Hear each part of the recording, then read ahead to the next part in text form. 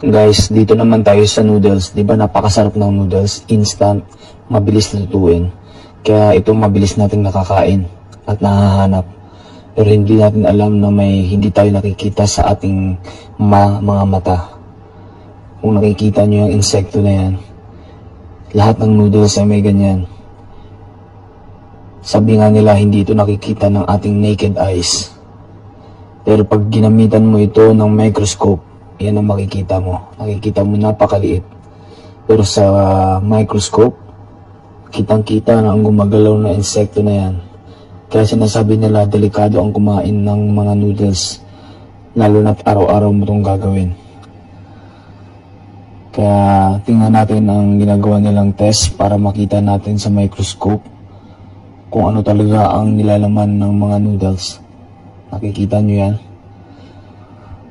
Sarap magpansit canton. Sarap.